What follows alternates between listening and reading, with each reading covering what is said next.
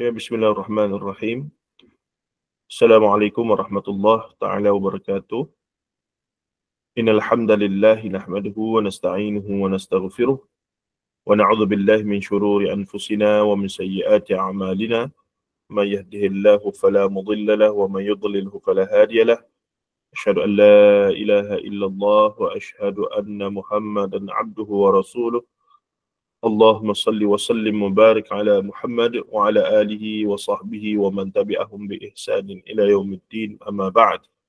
Fa inna asdaqal hadits kitabullah wa khairal hadi hadi Muhammadin sallallahu alaihi wasallam wa syarral umuri muhdatsatuha wa kullu muhdatsatin bid'ah wa kullu bid'atin dhalalah wa kullu dhalalatin finnar, atau kama qala an-nabiy sallallahu alaihi wasallam, la nabiyya ba'd.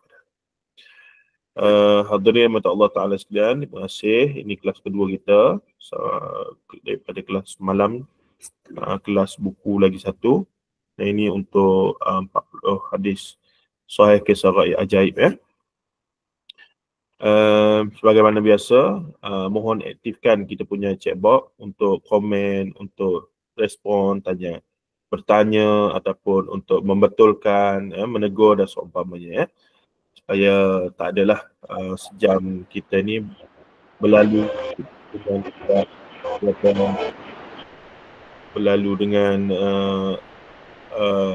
terlalu tak aktif lah ya. Masih Puan Sabariah atas jempolnya. Baik. Hari ini kita masuk kisah ke-14 daripada 40 kisah. Tajuk terjemahannya aku untuknya. Nanti kita tengoklah macam mana ya. Dan himpunan dalam ni adalah kisah-kisah, hadis-hadis yang berbentuk cerita, kisah yang pelik, yang gaib, yang ajaib, luar biasa, ghair ma'qul, khawarikul adah, mencarikan adat, tidak masuk akal. Namun disebabkan ia diucapkan oleh Rasulullah sallallahu alaihi wasallam dan telah dirumuskan ataupun telah diabsahkan kesahihannya berdasarkan ilmu hadis, iaitu ilmu riwayah dan dirayah. Maka di sini kita kena faham satu benda yang tak logik di akal, satu benda yang terlalu ganjil, satu benda yang bersifat masa depan, satu benda yang bersifat gaib, ajaib, tak kira lah. Tetapi apabila sahaja ia terbukti ada sumbernya daripada hadis-hadis yang terbukti sahih, maka logik akal kita wajar ataupun tunduk kepada wahyu. Di sini saya gunakan istilah logik iman, kerana ketika itu kita menggunakan logik iman ataupun logik ilmu. Logik iman kita patuh kepada qala Rasulullah sallallahu alaihi wasallam, dan logik epistemologi iaitu logik ilmu, bahawa kita tahu apabila satu riwayat itu terbukti sahih, maka kandungannya juga sahih. Begitulah. Tetapi jika perkara itu luar biasa, ganjil, pelik, tetapi daripada hadis yang dhaif sebagai contoh, tak boleh terima tuan-tuan. Dalam fadailul a'mal bolehlah, tapi dalam perkara-perkara kepercayaan, akidah, perkara gaib, tak boleh. Dia mesti hanya riwayat sahih. Nah, apatah lagi jika sumbernya sekadar daripada daripada kata-kata ulama ke, pengalaman mereka ke, mimpi mereka ke, semata-mata tak boleh kita pegang sebagai hujah. Dengar sekadar cerita gitu boleh lah, tapi nak percaya sungguh-sungguh macam ia adalah setara Quran dengan sunnah, tak boleh. Ni benda-benda yang mesti kita maklum. Baik, nanti kalau ada masa kita akan tengok sahabat saya ni, Ustaz Harith Ismail. Beliau ni daripada 5 ke hampir 10 tahun dulu dah sangat aktif di Facebook, dan beliau bongkarkan perkara-perkara pelik daripada sumber kitab-kitab so-called ulama daripada satu negeri yang mempunyai gelaran yang khusus dengan dakwaan bahawa mereka adalah keturunan Nabi Muhammad SAW. Itu tak nafi keturunan Nabi pun kalaulah melakukan perkara yang bercanggah dengan yang Nabi bawa, tidak ada pun kemuliaan pada susu galuh tersebut. Itu Rasulullah sendiri yang sebut, kan? Ada hadis-hadis yang Rasulullah sendiri bagi amaran bahawa di akhir zaman akan ada orang mengaku sebagai dia punya cucu, sedangkan perkara yang mereka bawa itu pun tak pernah ada sumbernya daripada Rasulullah sendiri. Rasulullah dah sebut dah semua hadis tu. Okey, baik. Apa kita tengok dulu kisah ini. Kita bincang sampai habis. Ada masa kita cuba tengok apa yang dibahaskan oleh Ustaz Harith Ismail, Muhammad Harith Ismail. Cuma sayangnya dia tak mengajar, dia cuma aktif di Facebook saja. Menulis buku pun tak. Jadi sayanglah, saya kata Ustaz, tolonglah kumpul semua-semua data-data, nukilan-nukilan tu, terjemahan-terjemahan kitab tu, sebab bila dia ambil satu nukilan, dia akan paparkan teks asal daripada kitab asal. Yang tu yang sedap tu. Macam style Ustaz Nodruh dululah, masa dia duduk debat dengan Dr. Aiman Akiti, Datuk dah sekarang, Datuk Dr. Aiman Al-Akiti, kan. Bila datang dengan teks, kamu faham macam mana teks ni, nak tahu macam mana.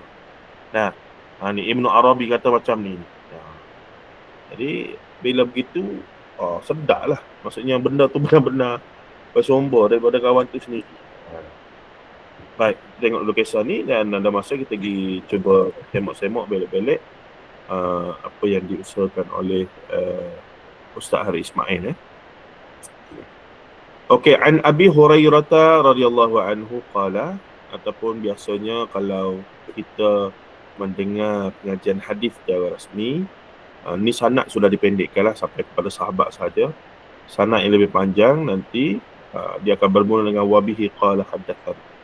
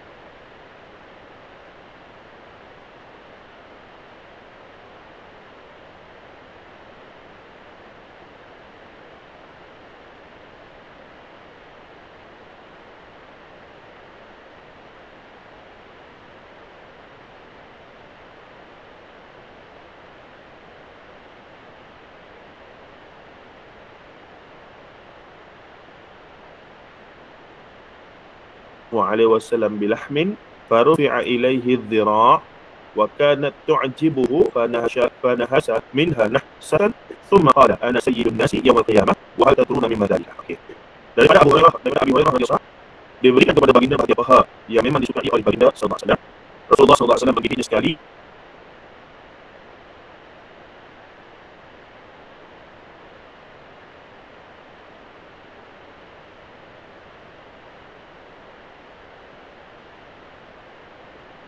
Lain takut tak?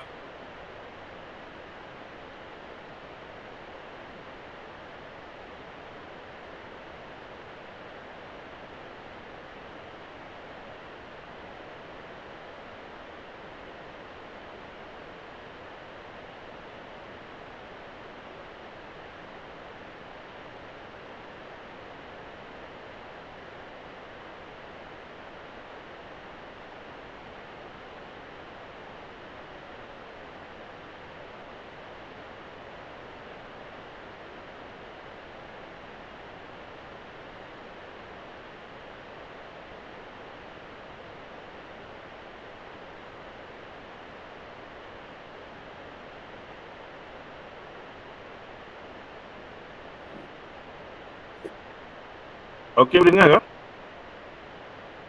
Baru dengar Ustaz, insya-Allah. Okey. Tadi lama ke tadi tak dengar? 10 minit. Lama juga sangkut tu tak? Kita syaraf panjang dah. Tak apa kita boleh. Kadang kita share ni dulu. Apalah yang tak molek sehari dua ni? Takut lain sarjana utama tak boleh Ustaz. Itulah Ustaz Ali. Okey, dengar dah insya-Allah. Ingat okey. Nampak ke slideshow? Apa nama nota ni?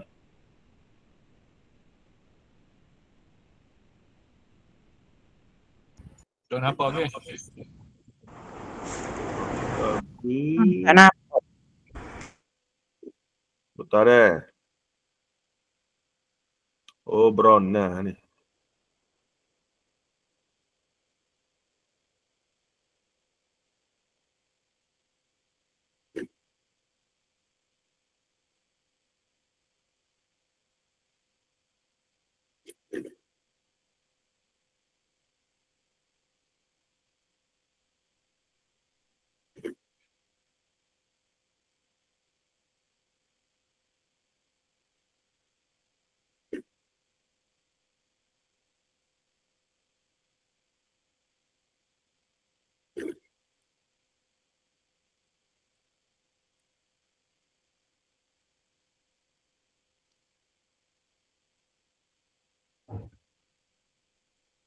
Okey, nampak ke tu? Oh, nampak. Nampak. Apa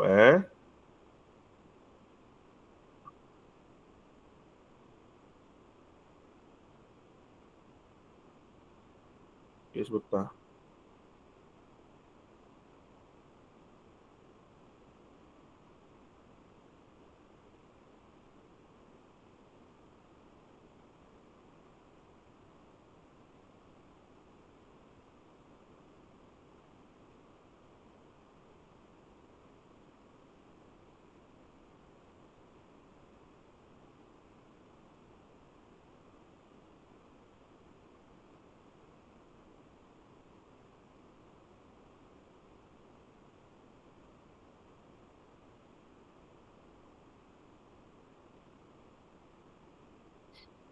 Okey, baik. Dengar molek dah. Ya, Okey, dengar. jelas. Jelas insya-Allah. Okey, Teruskan Ustaz. okey. Baik, kita mula baca masuk hadis tadi. InsyaAllah saya ulang semulalah.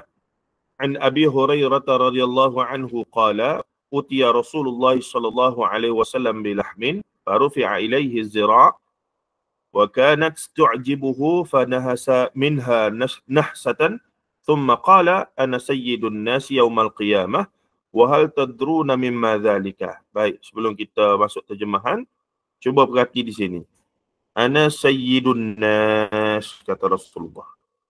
Aku ni penghulu, sayyid ni tuan. Terjemah literalnya. Tapi bolehlah ketua, tuan, apa nama? Penghulu. An-nas.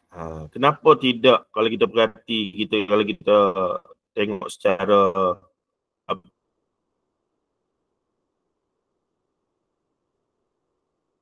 nama mafhum mukhalafahnya, kenapa tidak Rasulullah sebut ana sayyidul muslimina ataupun ana sayyidul mu'minina, ana sayyidul muttaqina, ana sayyidul mursalina, ana sayyidul nabiyyina sebagai contoh ya. Nah, tetapi Rasulullah SAW menyebutkan ana sayyidun nasi yaumal qiyamah wa tadruna mimma dzalika. Maksudnya apa dia? Daripada Abi Hurairah radhiyallahu anhu katanya, dibawakan kepada Rasulullah SAW seketul daging yang sudah dimasak. Dalam riwayat lain banyak menyebutkan tentang peha kambing muda. Orang Arab ni bila dia masak nasi kambing, bila dia makan kambing bakar, kambing apa, disembelih kambing, bahagian yang disukai oleh mereka adalah sebenarnya kalau kambing tu kambing muda. Bukan kambing yang sudah tua lah, kambing yang dikira muda. Tapi takrif muda tu kena tanya orang bila kambing lah. Umur dia berapa, setahun ke setahun setengah ke, wallahu alam. Yang tu kena tanya orang bila kambing. Tapi disebutkan bahawa sembelih kambing muda, buat makan, bakar ke golek ke zaman tu, yang disukai adalah bahagian peha. Begitu. Rasulullah SAW menggigitnya kepada baginda bahagian peha yang memang disukai oleh baginda. Rasulullah SAW menggigitnya sekali dan kemudian bersabda. Jadi kalau orang kritis ni dia kata, oh maksudnya Rasulullah bercakap ketika mana Rasulullah mengunyah makanan lah. Sebab sini Rasulullah menggigit sekali dan kemudian bersabda. Maksudnya kalau kita faham sungguh di sini, Rasulullah menggigit dan telah mengunyahnya dan telah telan. Bila dah habis itu, barulah Rasulullah bersabda, berkata-kata. Begitu maksud dia. Di sini juga menarik untuk diperhatikan sedikit salah faham. Kami dulu duk mengaji di sekolah pasti kau dulu ke bukan? Diajarkan oleh guru-guru, makan tak boleh bercakap. Akhirnya ketika kita tengok, waktu makanlah waktu yang paling sesuai nak bercakap. Waktu makan tu kalau waktu semua ahli keluarga ada waktu tu lah nak bercakap, nak sebut benda tu, nak mesra, nak tanya masalah, nak tanya apa-apa, nak tengok anak-anak tanya. Masa makan tu lah. Tapi diajarkan Rasulullah sunnahnya makan itu tak boleh bercakap. Sebenarnya yang lebih tepat adalah tak boleh bercakap tu ketika mengunyah makanan.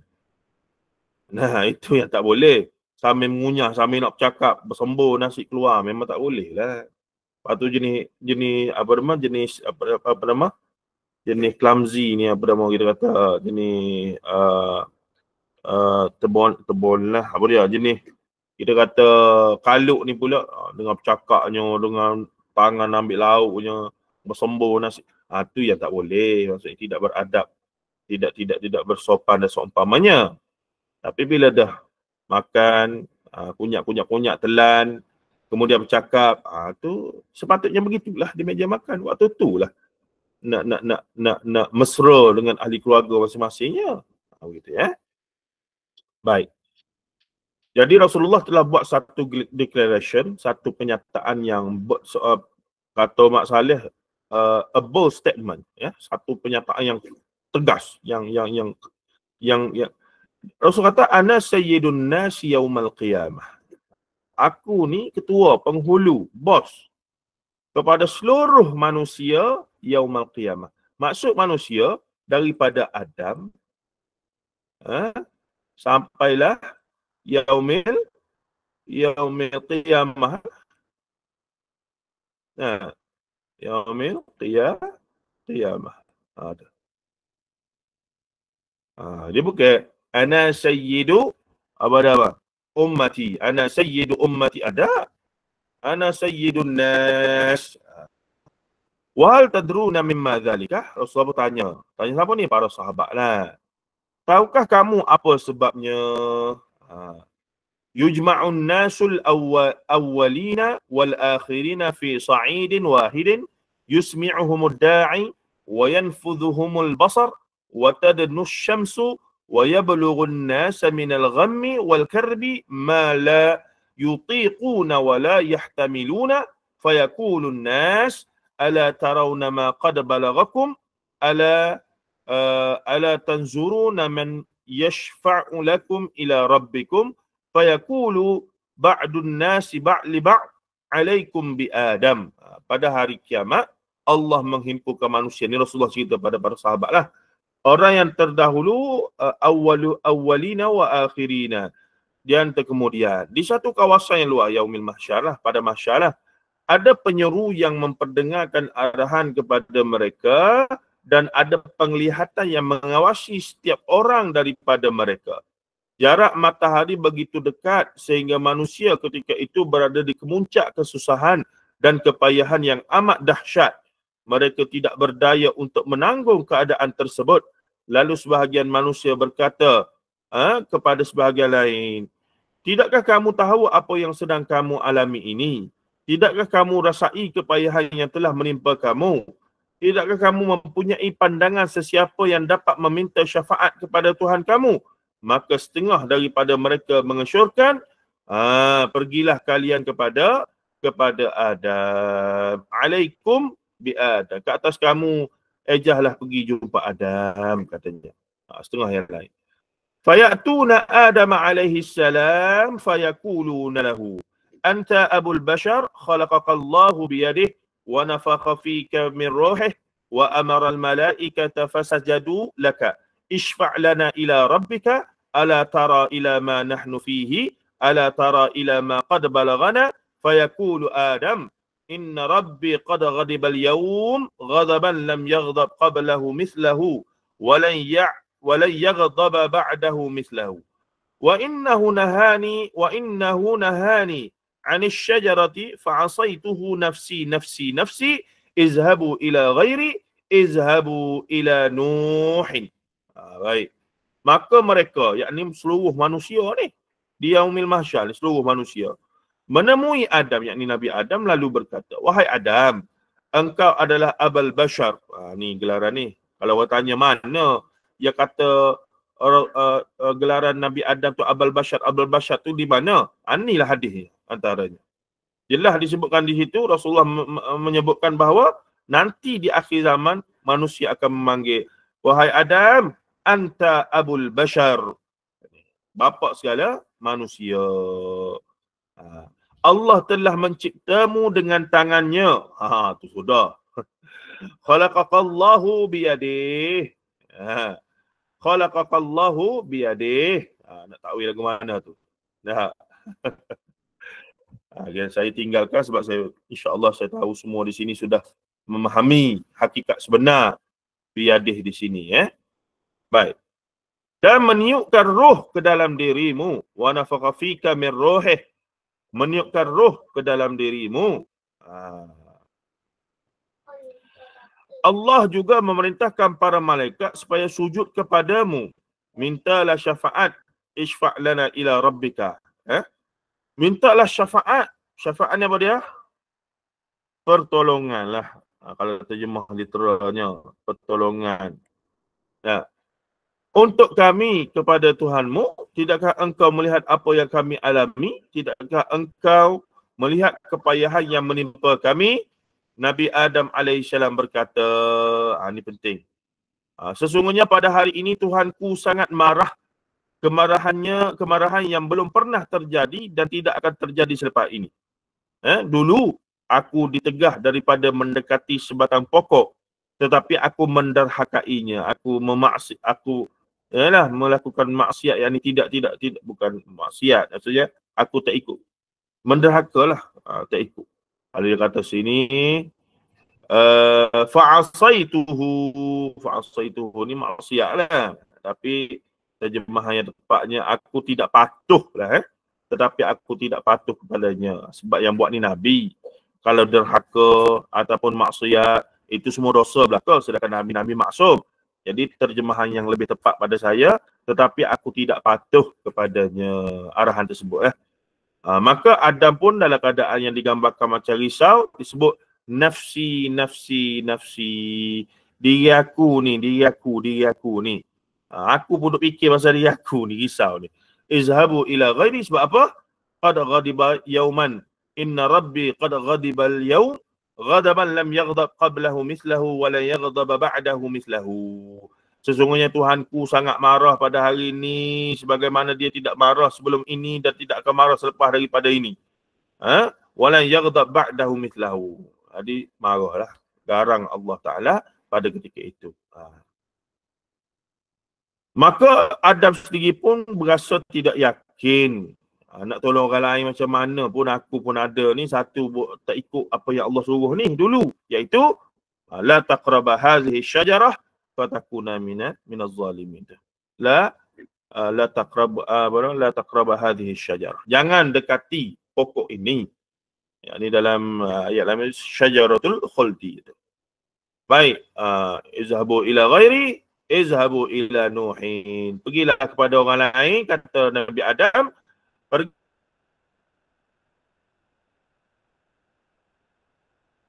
Pergilah kepada Nuh, kepada Nabi Nuh alaihi salam.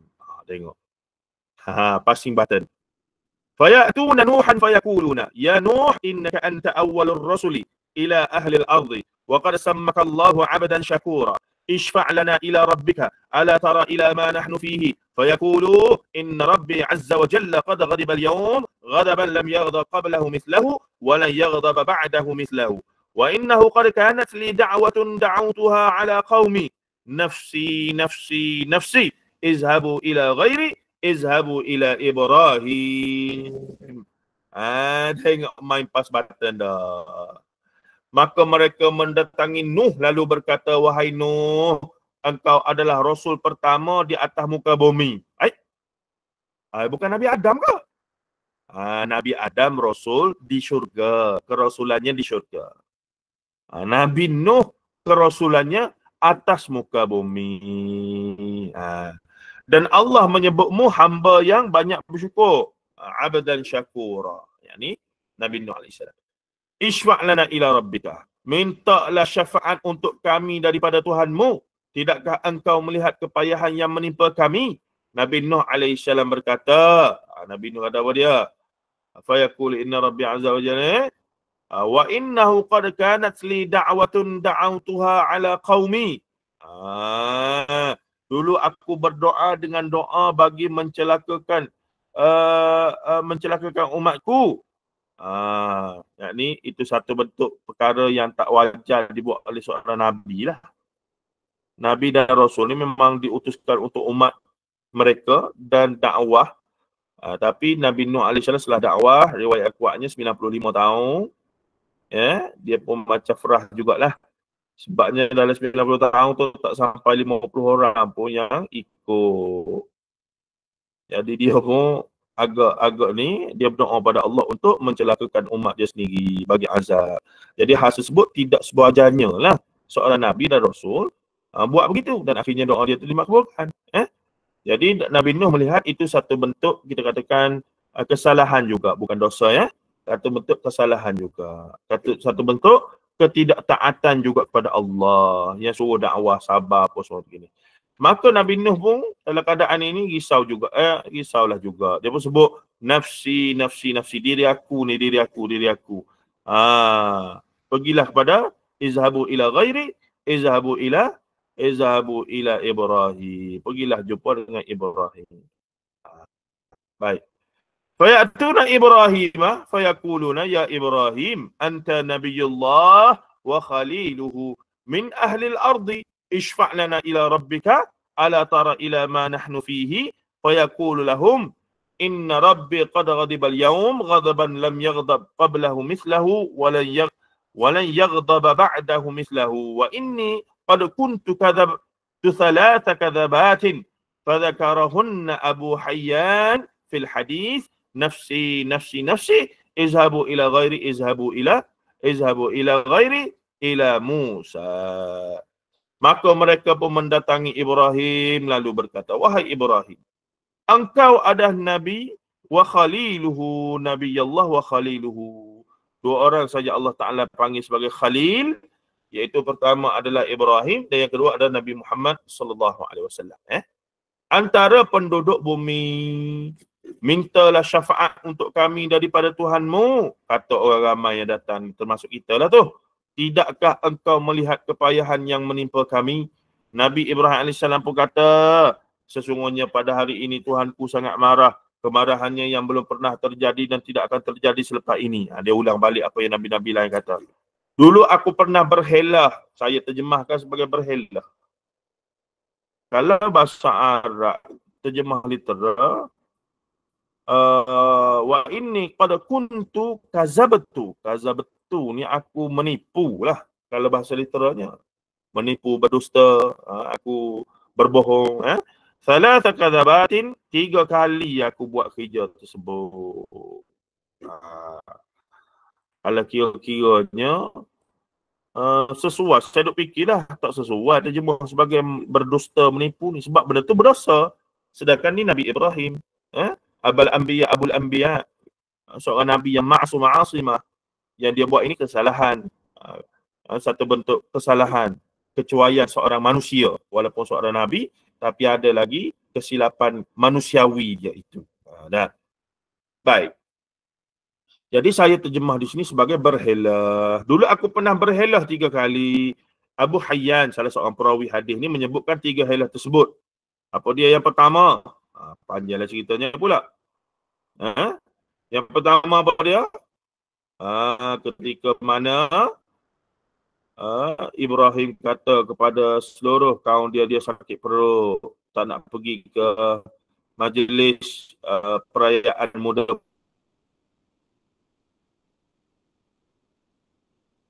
mudi itu.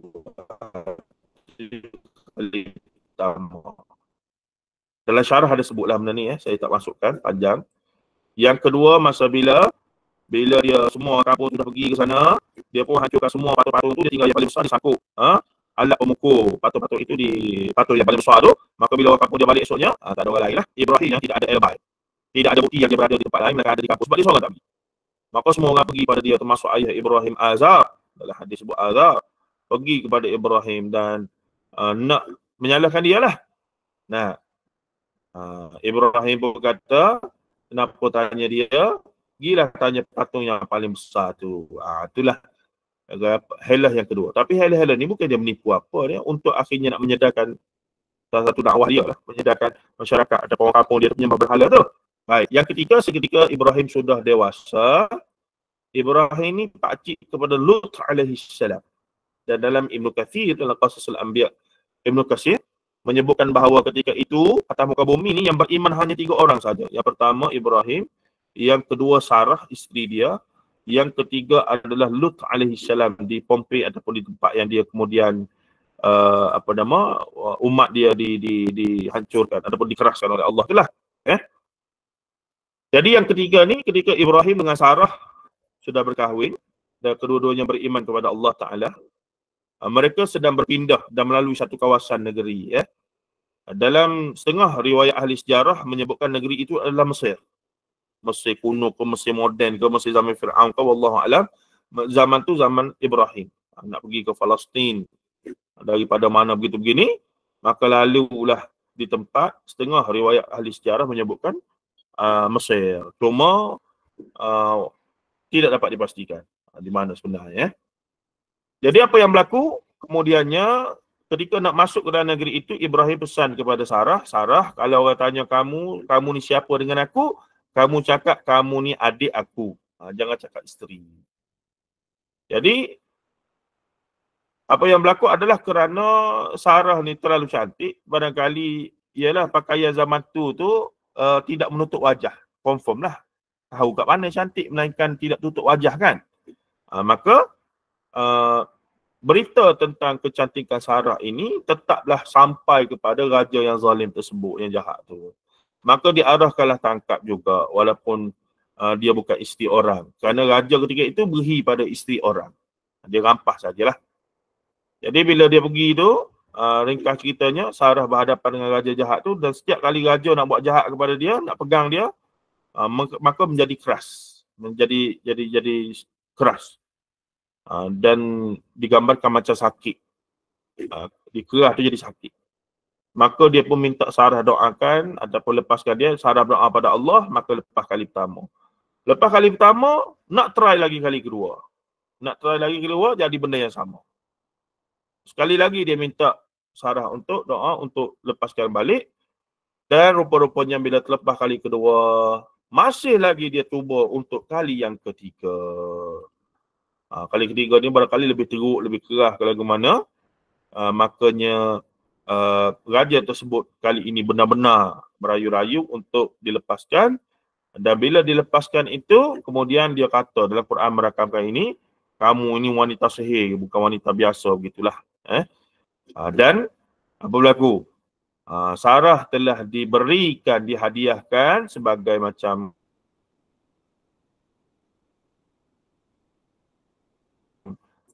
tebusan ke ganti ke begitulah, iaitu seorang pembantu jariah yang bernama Hajar. Daripada situ lah munculnya Hajar, Siti Hajar tu. Siti itu bukan nama mereka ya, Siti itu singkatan kepada Sayyidatina. Kita dah panggil Siti Aisyah, Siti Fatimah, Siti Khadijah. Siti itu ringkasan Sayyidatina. Jadi Siti. Kalau Sidi, Sayyidina. Kami panggil Tuk kami lah, Tuk saudara Sidi dengan Siti. Mereka lama duduk Mekah, balik. Jadi kami panggil Sidi dan Siti. Dan orang Arab pun biasalah betulah Sidi dan Siti. Mualad ni orang bukan Arab tapi beranak di Mekah. Orang Tani ramai, orang Kelantan, orang Malaysia pun ramai juga satu masa dulu. Maka mereka, pengaruh Arab tu kuat lah. Maka mereka mula memanggil mereka dengan Sidi, Siti dan seumpamanya. Baik. Kita boleh anak, baru beranak, bagi nama Siti Nurhalizah. Siti. Jadi orang Arab dengar tu macam pelik lah sikit. Apa muda-muda Siti dah ni? Siapa nama Siti di sini ni? Nah, tidaklah salah ke berdosa ke haram ke. Cuma tak kena dalam konteks maksud istilah yang sebenar itu sajalah. Tak ada apa-apa pun. Okey. Baik, ringkas ceritanya lagi. Mereka pun pergilah kepada Musa alaihissalam. Disebabkan 3 helah ataupun 3 helah ini yang Ibrahim pernah buat ni, maka perkara itu menyebabkan Ibrahim rasa perkara-perkara itu adalah satu bentuk dia buat benda yang bersalahan dengan suruhan Tuhannya, Allah Ta'ala, Tuhan kita. Maka dia pun duk risau jugalah. Maka dia pun nafsi juga. Dia pun duk risau juga ni. Izhabu ila ghairi, yakni ila Musa katanya. Maka fayatuna Musa fayakuluna ya Musa anta Rasulullah faddalakallahu birisalatihi wa bikalamihi 'ala an-nas ishfa' lana ila rabbika ala tara ila ma nahnu fihi fayaqulu inna rabbi qad ghadiba al-yawm ghadaban lam yaghdab qablahu mithlahu wa la yaghdab ba'dahu mithlahu wa inni qad qataltu nafsan lam umar biqatliha nafsi izhabu ila ghairi izhabu ila Isa. Itu dia. Maka mereka mendatangi Musa lalu berkata, wahai Musa, engkau adalah utusan Allah. Allah telah mengutamakanmu dengan risalahnya, yakni Taurat tu. Zabur ke Taurat? Zabur, Taurat, Injil, Taurat lah. Dan Zabur untuk Daud. Zabur untuk Daud. Dan kalamnya, yakni wa kallamallahu Musa taklima. Melebihi manusia lain. Mintalah syafaat untuk kami daripada Tuhanmu. Tidakkah engkau melihat kepayahan yang menimpa kami? Nabi Musa AS berkata, ini penting. Sesungguhnya pada hari ini Tuhanku sangat marah. Kemarahannya belum pernah terjadi dan tidak akan terjadi selepas ini. Dulu kata Musa, tengok. Dia pun ada benda yang dia rasa dia buat Allah Ta'ala akan marah dan akan hukum dia lah. Dulu aku membunuh orang sedangkan aku tidak diperintahkan untuk membunuhnya, yakni oleh Allah.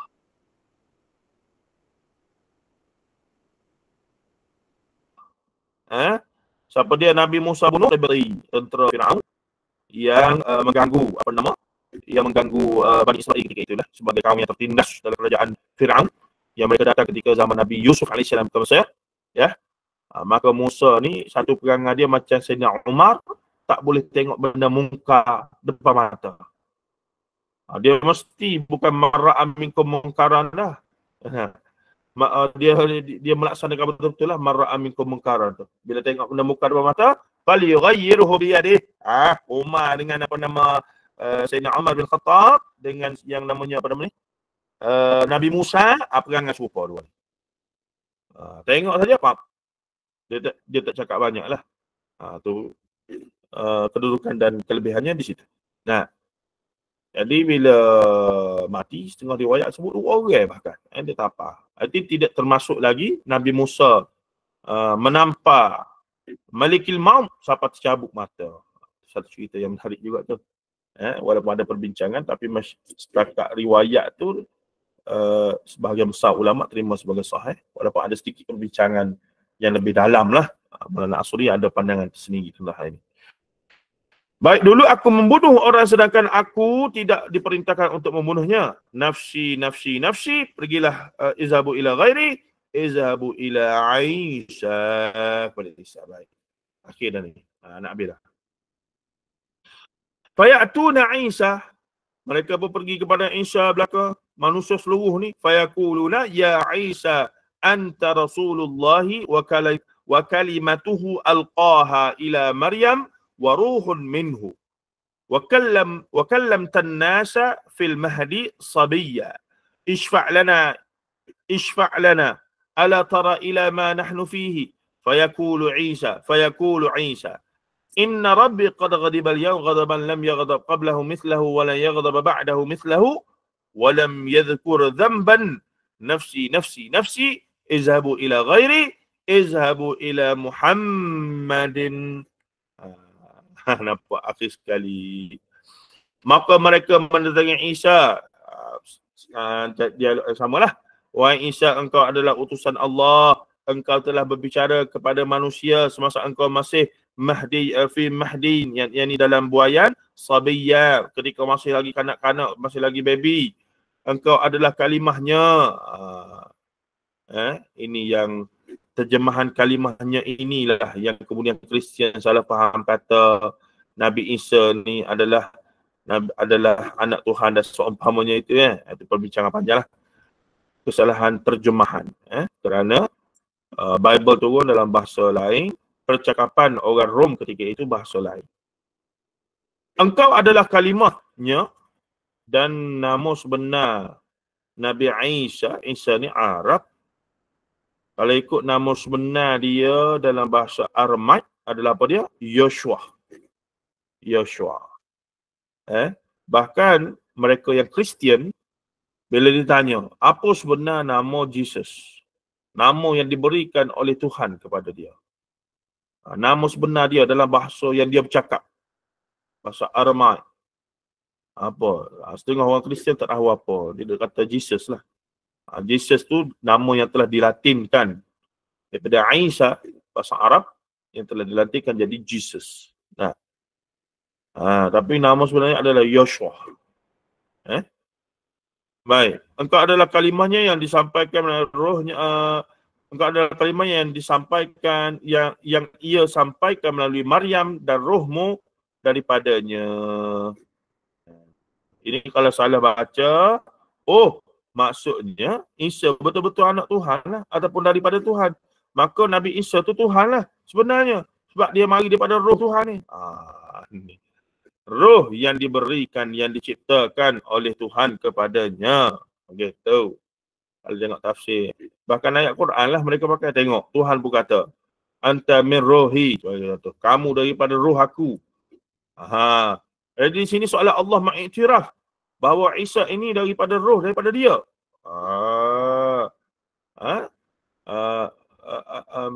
Ar-ruhi minka. Roh kamu tu daripada aku.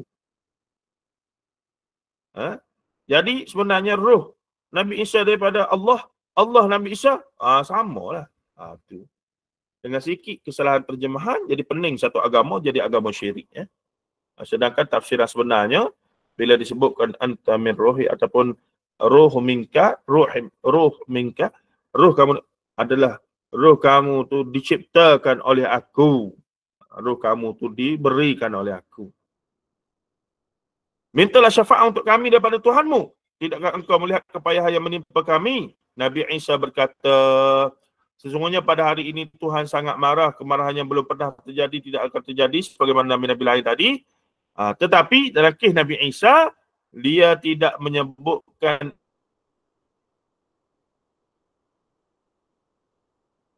apa kesalahannya. Cuma dia pun tak sebut nafsi. Izhabu ila ghairi, izhabu ila Muhammad sallallahu alaihi wasallam. Benar tuan. Saya hadis ni antara hadis yang kalau ada jemputan Maulid Nabi, ceramah khas lah. Tentang ada Maulidin Nabi ke, ada ceramah khas lagi lah.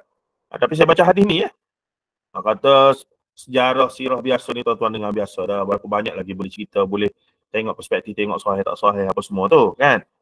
Tapi saya rasa kadang-kadang tu lebih bermakna kita bawa masyarakat untuk kenal hadis-hadis sahih yang jarang mereka dengar secara terus daripada sumber. Contohnya hadis ni lah. Baik, akhir sekali apa dia ni? Fayatuna Muhammadan.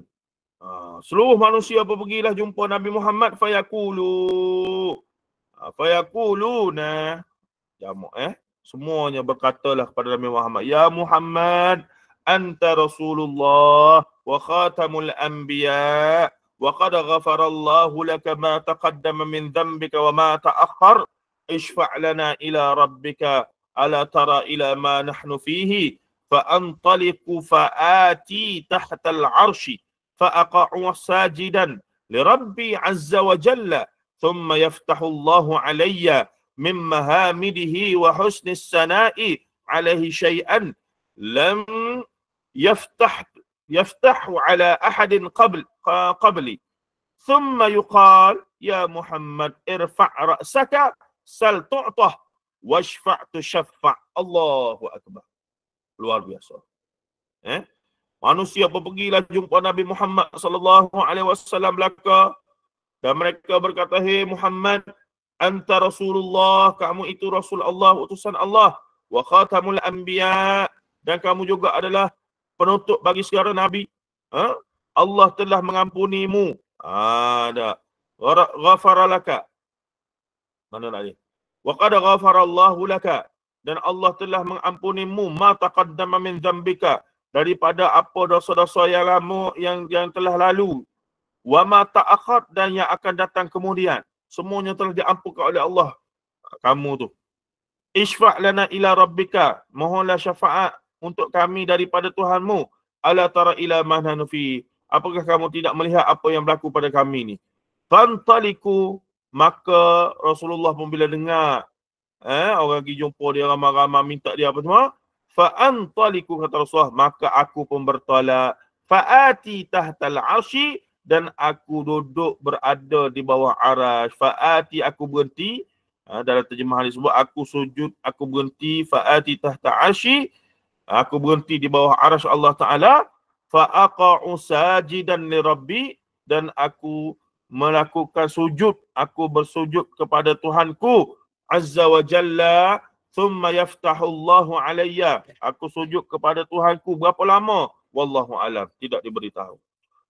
Thumma yaftahullahu alayya, dan Allah pun membuka ruang untuk kepada aku, mim mahamidihi wa husnis sana, untuk apa dia? Memberikan aku ilham. Kemudian Allah membukakan kepadaku dan memberikanku ilham berupa puji-pujian baginya dan sanjungan kepadanya. Sesungguhnya yang tidak pernah dibukakan kepada seorang pun sebelumku. Kemudian difirmankan, yakni Allah berfirman kepada Nabi Muhammad, "Hei Muhammad, angkatlah kepalamu." Duduk sujud-sujud tu, duduk berzikir, duduk memunajat pada Allah. Maka lama, tak tahulah berapa lama apa semua tu, Allah Ta'ala pun mengilhamkan ataupun Allah Ta'ala mengarahkan, "Hei Muhammad, isfa' ra'saka." Irfa' ra'saka.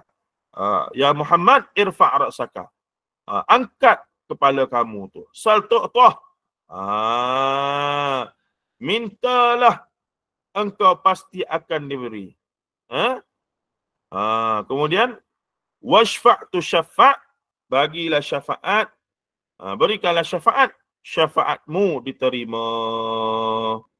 Allahu akbar.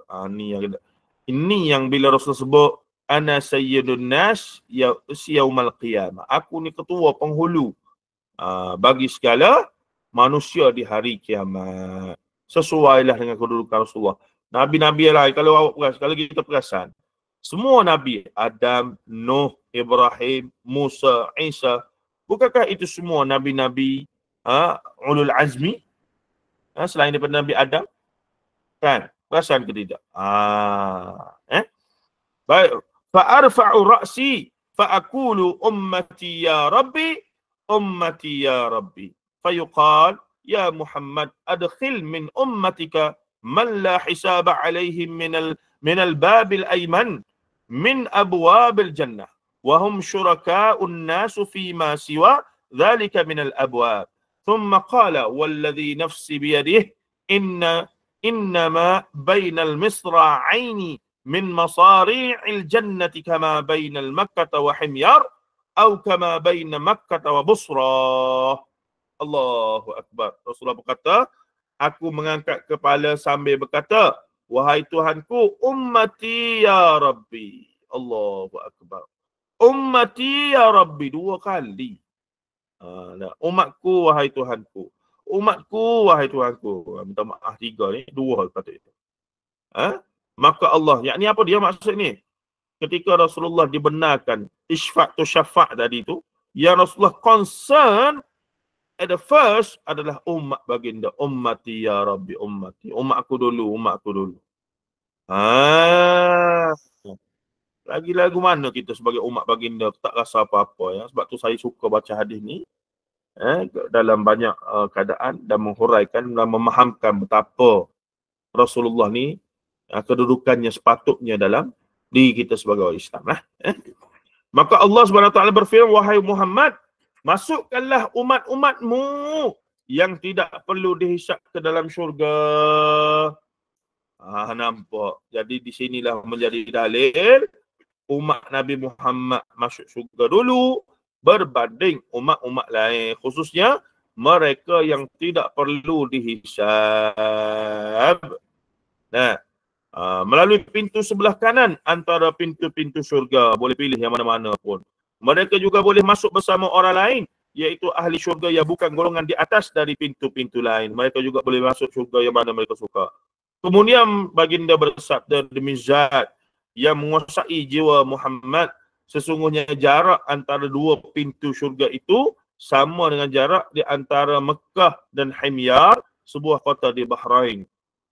Atau sama dengan jarak antara Mekah dan Busra di Damsyik. Allahu Akbar. Begitu sekali jelas hadis ni. Hadis ini dikeluarkan oleh Imam Bukhari dalam Sahih Bukhari, kitab tafsir, bab dzurriyyat man hamalna ma'anuh innahu kana 'abdan syakura. Surah Al-Isra ayat 3.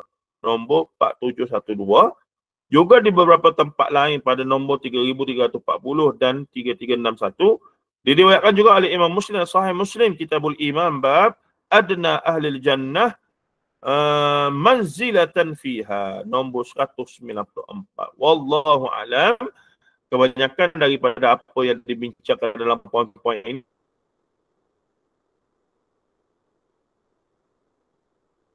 ini sudah saya masukkan ketika menghuraikan ataupun membaca bersama dengan hadis terjemahan tadi. Hadis ini tersohor dengan gelaran hadis syafa'atul uzma. Azim, uzma. Yani syafa'atul uzma, apa nama dia panggil, syafaat agung lah. Peristiwa syafaat yang besar. Allahu Akbar. Hebat tak? Hebat. Jadi saya syorkan tuan-tuan, ulang kaji balik hadis ni, nanti boleh share.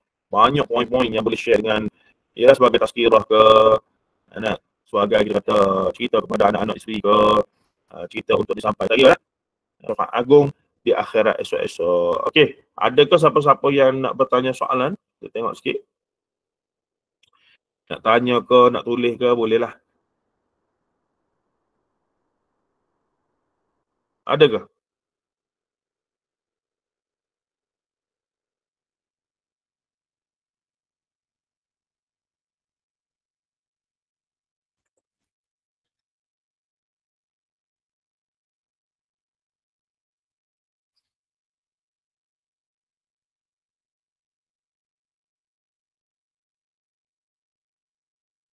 Okey, kalau tengok sini banyak lagi poin, tapi sebenarnya kebanyakan poin-poin ini telah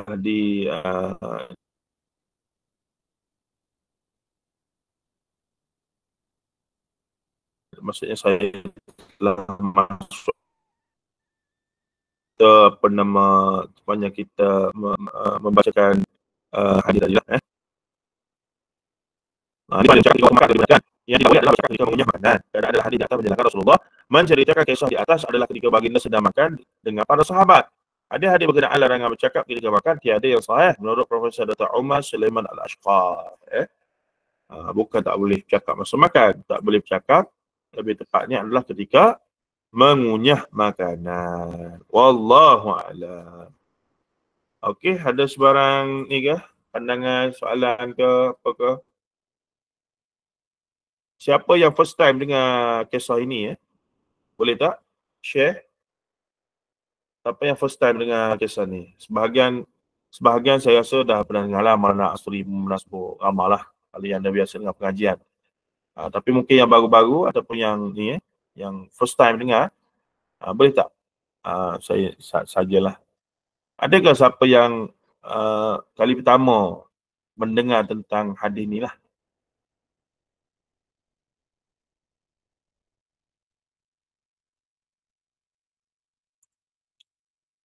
Okey, berkaitan dengan Rasulullah suka makan kambing tu kan, sebenarnya ada satu lagi riwayat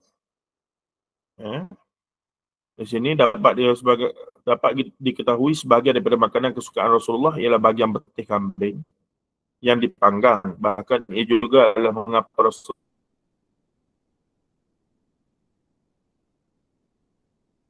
Rasulullah SAW diracun oleh seorang wanita Yahudi Khaybar. Antara hari-hari hayat Rasulullah kita baca dalam Hadis Maktum ke dalam mana kitab yang bicara tentang peristiwa akhir hayat Rasulullah. Beberapa minggu sebelum Rasulullah Rasulullah terasa berat di kepala. Baru Rasulullah sebut bahawa itu adalah kesan daripada racun di Khaybar.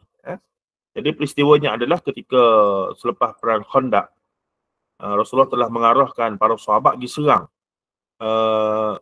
kedudukan Yahudi di Madinah, ni bukit.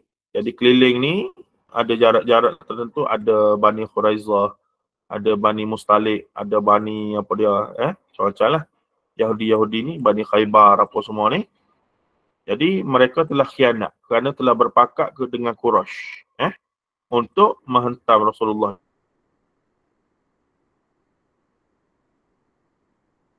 di Madinah, tapi dihalang oleh apa dia? Oleh Khandaq. Cadangan daripada Salman Al-Farisi kan. Tapi daripada dalam ada golongan munafik dalam 70 orang ni. 100 orang juga mereka ada tu. Dia ancaman dari luar dan dari dalam. Bila serangan dari dalam sampai, dia dalam akan buat kerja. Jadi dalam keadaan genting itu Allah Ta'ala telah menyelamatkan dengan tentera Allah, iaitu angin ribut apa semua untuk ini. Jadi Rasulullah lepas tu pergi suruh sahabat untuk menyerang Khaybar, menyerang kota-kota ataupun kampung-kampung Bani Israel di keliling Madinah. Bukan sebab mereka Bani Israel ataupun Yahudi, tidak. Tapi sebab mereka khianat kepada perjanjian taat setia kepada ketua negara Rasulullah sallallahu alaihi wasallam. Maka lelaki dibunuh semuanya sebab khianat tersebut. Wanita dan kanak-kanak mereka dijadikan hamba kepada penduduk Madinah, Aus dan Khazraj adalah kaum muslimin dan seumpamanya. Baik. Ketika di Khaybar, setelah peperangan selesai, penaklukan selesai, Rasulullah dan para sahabat sudah berehat, maka ada Yahudi wanita tua ni menyediakan disuruhlah untuk menyediakan makanan, dan antara yang dia sediakan adalah kambing panggang. Dan telah dibawa lah kepada Rasulullah SAW untuk Rasulullah sempat makan. Katanya Rasulullah sempat gigit. Tidak disebut sempat makan, sempat gigit satu gigitan. Dan kemudian malaikat dalam hadis tersebut, malaikat telah bagi tahulah Rasulullah bahawa kambing itu masmumah, telah dibubuh racun. Dan semenjak daripada itulah, dalam riwayat lain pula bincang, walaupun ada perbincangan jugalah, langit Rasulullah menjadi gelap. Bermula daripada peristiwa itu beberapa minggu, sehinggalah membawa kepada masuk racun tu mungkin sikit kena Rasulullah, tapi kesan dia tu berpanjangan. Sehinggalah ketika Rasulullah dah lemah tubuh badan, demam dan seumpamanya itu, Rasulullah sebut inilah kesan, terasa nak putus seluruh urat dalam badan aku ni. Inilah kesan daripada racun yang kena di Khaybar dulu. Ni jahat Yahudi ni. Dari satu perspektif, kalau nak kata Rasulullah dibunuh oleh Yahudi ke apa semua tu, kalau dah zaman tu dah ada forensik, boleh bedah siasat apa semua tu, yalah. Nampak tak? Ini peristiwa di Khaybar, ada riwayatnya, boleh tengok balik perbincangan tersebut.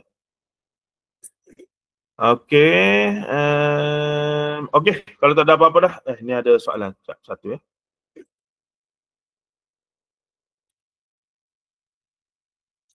Ada tak hadis yang menyatakan tempoh masa manusia di padang mahsyar? Setakat yang duk baca, yang saya tak baca semualah dalam bab-bab yang berkaitan mahsyar tu, melainkan yang tematik berkaitan dengan kisah-kisah Haji Nuh. Saya tak jumpa secara khusus berapa lama yang disebutkan. Tapi yang confirmnya lama lah. Dalam kiraan hari tu, satu hari sama dengan berapa ribu hari dunia tu kan, itu ada hadisnya. Kemudian dengan ramai manusia nak kira seorang tu berapa lama, wallahu alam. secara spesifik, setakat yang saya duk baca hadis tematik ya, tentang kisah di akhir zaman ni tak jumpa lagi secara spesifik. Contohnya Rasulullah kata kita akan berada di padang mahsyar paling tidak minimumnya 10 juta tahun, contohlah. Wallahu alam, tidak jumpa lagi hadis-hadis begitu. Cuma secara logik asasnya, dengan ramainya manusia, dengan seorang-seorang yang nak kena kira tu, lama lah azab apa semua tu. Tetapi dalam masa yang sama juga kita baca hadis, contohnya berkaitan dengan orang mati. Kita ni bila dengar tiupan sangkakala yang kedua oleh Israfil, kita bangkit itu dalam keadaan tiup tu, kebangkitan tu, dan digambarkan dalam hadis manusia terpinga-pinga. Seolah benda tu baru. Maksudnya kematian dia dengan waktu bangkit di Yaumil Mahsyar, tiupan sangkakala tu dirasakan macam baru.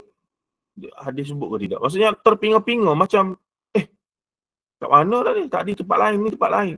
Walha masa yang diambil tu, kalau yang dah mati sekarang ni beribu tahun dah orang tu mati ya. Tapi bila nak bangkit daripada mahsyar dengan tiupan sangkakala yang kedua oleh Israfil itu, suasananya adalah seolah kita rasa benda tu baru. Di mana ni? Digambarkan begitulah secara umum dalam hadis. Beberapa hadis yang sempat saya baca dan ingat tapi tidak spesifik riwayat tu ya. Tapi ada dalam ni, nanti kita akan jumpa dalam bacaan kita insya-Allah. Terima kasih Ajinah atas soalan. Nanti kita rincikan perkara tersebut ya. InsyaAllah semua, terima kasih. Kalau tak ada apa-apa, kita berhenti sini. InsyaAllah pada sesi seterusnya, kita akan masuk kepada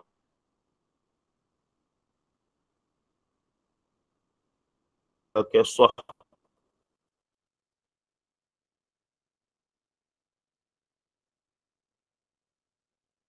yang lebih hebat lagi,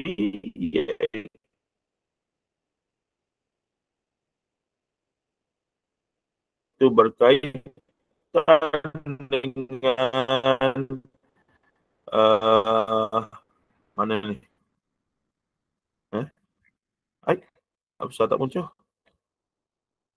78.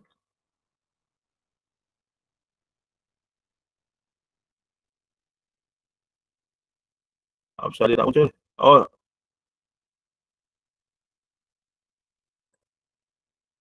Okey. Oh ya, okey. Kisah 16. Orang yang terburai isi perutnya di dalam neraka. Ini kisah tak panjang lah macam ni ya. Mungkin kita tak perlu panjang sangat bincang pula. Okey. Okey, terima kasih semua. InsyaAllah jumpa lagi.